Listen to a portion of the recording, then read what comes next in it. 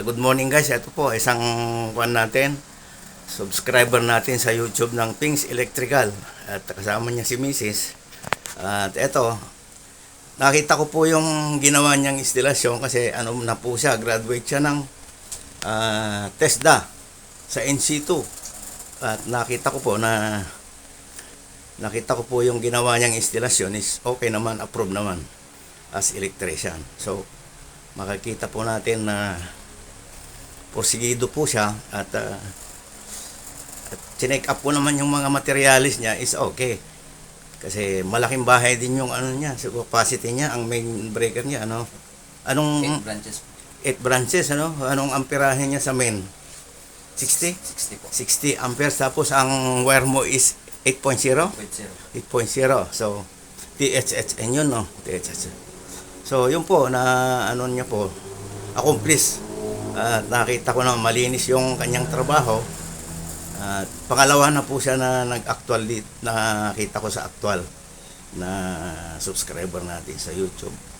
At tulad ng pangako ko, nakita ko po na-approve ko po yung kanyang ginawa at pwede na po siyang mag-abroad dito.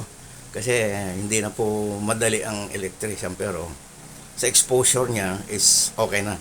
Para sa akin, kung sa trade test, pasado na siya for abroad. So, yan po ang aking masasabi at bibigyan ko lang siya ng ibang konting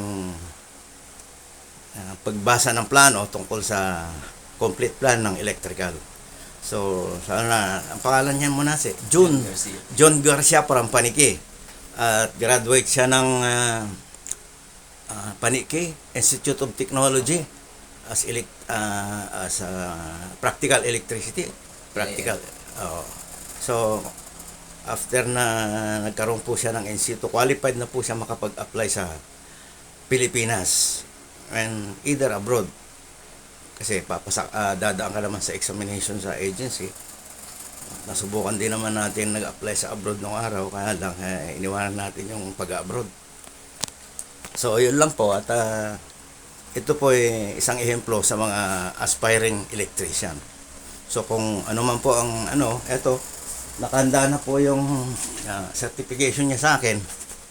Ito po, certification niya, para magkaroon po siya ng additional credential sa kanyang pag-apply. And thanks God at magkakaroon po siya ng panibagong yugto ng kanyang skill.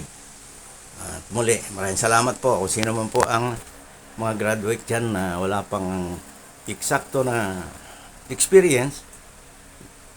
Pwede po kayong lumapit sa akin at eto, may i-demonstrate